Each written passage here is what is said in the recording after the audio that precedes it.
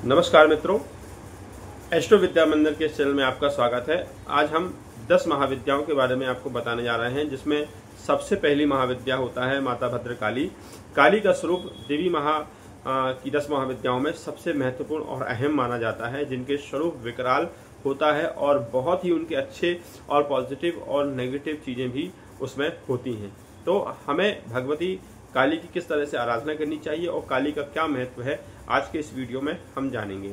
उससे पहले यदि आपने वीडियो लाइक शेयर सब्सक्राइब ना किया हो तो कृपया करके आप वीडियो को लाइक करें, शेयर करें, सब्सक्राइब करें, बेल आइकन की बटन दबाएं और लोगों को वीडियो ज़्यादा से ज़्यादा शेयर करें कि हमारे शास्त्रों में, पुराणों में इसका क्या वर्णन है। देखिए, भगवती काली जो है वो वास्तव में महाकाली का ही मुख्य अंश है और महाकाली को ही हम भगवती काली कहते हैं, जो 10 महाविद्याओं में प्रयोग होती है, जिनके सौम्य 2 रूप होते हैं और 2 रूपों में अनेक रूप धारण करने वाली वह 10 महाविद्याएं हैं।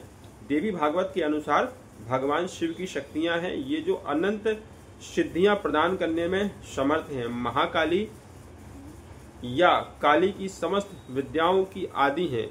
महाकाली की प्रियतमा काली ही अपने दक्षिण और वाम रूपों में 10 महाविद्याओं के नाम से विख्यात हैं।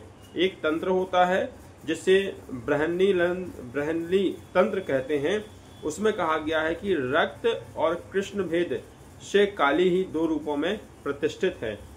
कृष्णा का नाम दक्षिणा और रक्त वर्णा का नाम सुंदरी है। दुर्गा सप्तशती के कलिका पुराण में वर्णन है कि देवी भागवत में भी वर्णन है कि पार्वती का स्वरूप कृष्ण हो जाने के कारण काली नाम पड़ा और काली की उपासना 2 रूपों में की जाती है।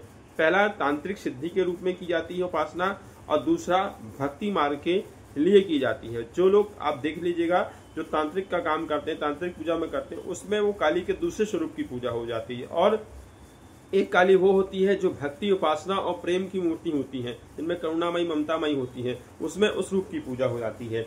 यदि आपके जीवन में राहु केतु के प्रभाव हो और आपके जीवन में राहु केतु बहुत ज्यादा परेशान कर रहे हो, तो आपको प्रत्येक शनिवार को और बुधवार को शाम को काली जी के नित्य दर्शन करना चाहिए। ऐसा करने से आपके जो जीवन में है वो राहु केतु की समस्या भी दूर हो जाती है और भगवती काली भी प्रसन्न हो जाती है। एक बात ध्यान रखिएगा कि देवी भगवती काली की जो उपासना होती है उसमें सबसे ज्यादा जो प्रयोग होने वाली वो चीजें हैं, वो उसमें नींबू का प्रयोग सबसे ज्यादा होता है। नींबू, लौंग, सुपारी और साथ ही साथ उसमें गुड़हल का फूल, जिसके रक्त चंदन भी कहते हैं, ये भगवती महाकाली को सबसे अधिक प्रिय है और इनका सबसे अधिक प्रयोग होता है। और साथ ही साथ भगवती काली ही एक ऐसी है जिसमें कपूर की आरती सबसे ज्यादा की जाती है, क्योंकि कपूर उनको सबसे प्रिय माना जाता है। धूम्रवर्ण की आकृति में होता है वो, क्योंकि उसका जो धुआं होता है वो एक प्रकार का माना गया है। तो काली जी की उपासना में आप कपूर से आरती जरूर करिएगा भगवती काली में, और साथ ही साथ उनको हाथ जोड़कर निवेदन भी करिएगा, क्योंकि काली के 2 स्वरूप हैं। काली भगवती अच्छी स्वरूप में है और उनका विशेष रूप से शास्त्रों में बहुत वर्णन है। ये तो छोटा सा है, मैं इससे ज्यादा भी आप कहूँ तो वर्णन है, क्योंकि भगवती काली अनुपम है और उनकी दया भक्ति जिस पर हो जाए तो साक्षात उसके ऊपर उनका आशीर्वाद होता है। तो वीडियो मित्रों में से इतना ही। अब तक के लिए धन्यवाद।